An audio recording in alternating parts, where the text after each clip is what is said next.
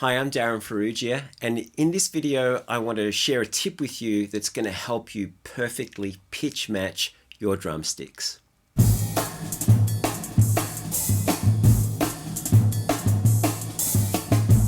So when you go to a drum shop to buy a pair of drumsticks, you'll find that they usually come in a cardboard sleeve. That's suggesting that that's a perfectly matched pair of sticks. They have the same weight and the same pitch. If you're anything like me, this sleeve is going to go missing sometime during the first song, never to be seen again. After your sticks have been manufactured, they go through a process of being matched. So they're matched for weight, and then they're also matched for pitch using some kind of electronic means. I want to show you a technique for pitch matching your drumsticks using probably the best technology available to you, and that is your ears. Now, I want to start by saying that this is not something that I've invented. This technique was actually shown to me by a drummer in Sydney by the name of Jim Peace, and this was passed on to Jim by his mentor, Joe Morello. So we've got Joe Morello to credit for this particular technique. Let me show you how this works. What you're going to do is hold the stick about 3 inches, maybe 10 centimeters thereabouts from the butt end of the stick between your middle finger and thumb. You're going to hold that up to your ear and you're going to tap it with your index finger. And you will hear a clear pitch coming from that stick. It's going to sound a little bit like a marimba actually, given that that's made of wood too. So I'm going to hold both of those sticks the same, and then I'm going to hold one up to each ear and tap them.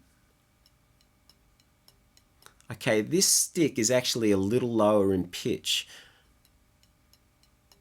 So they've come out of the factory slightly unmatched in terms of pitch, but this is a really good way of checking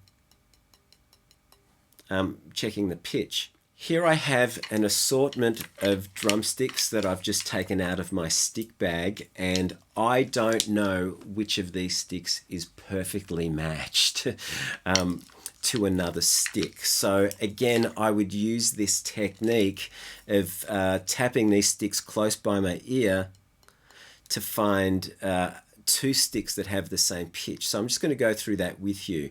I've pulled this stick out.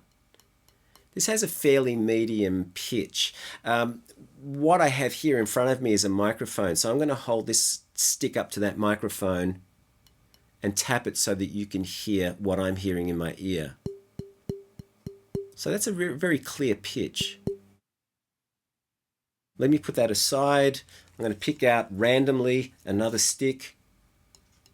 This is lower in pitch. Okay, so I'm going to put that there. I'm looking for a high-pitched stick. This is a high-pitched stick.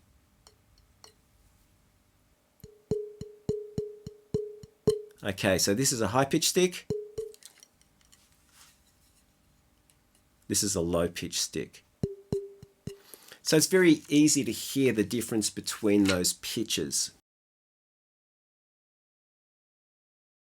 Once you have found sticks that have the same pitch, then you can take a pen or a Sharpie and number that pair of sticks. So in this case, I might have a pair of sticks. I'll number them with 1, and then another pair with 2.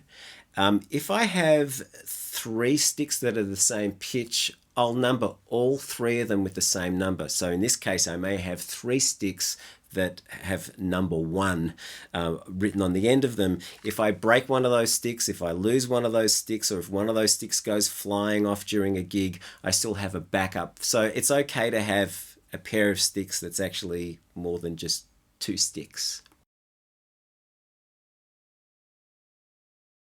If you're in a drum shop and you're using this technique to pitch match your drumsticks, always go for the sticks that have the highest pitch.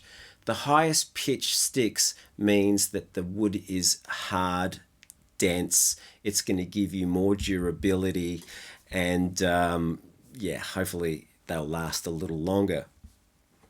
You may have had the experience where you've bought a pair of sticks one week and then the following week you've bought the exact same model stick, but they've just felt different in your hand. They may have felt lighter. So a good chance is if they have felt lighter, then if you did that technique, you would notice that those sticks actually have a lower pitch. So always go for the highest pitch sticks. When you practice on a practice pad, you're hearing the resonance of the stick. You're hearing the resonance of the wood. And the reason why you can hear that on a pad is because the pad doesn't really produce any volume like a snare drum does. So you may have had the experience where you're practicing a single stroke roll or a double stroke roll, and you can hear the difference between your right stick and the left stick. And that may be interpreted as you not having really even technique hand to hand.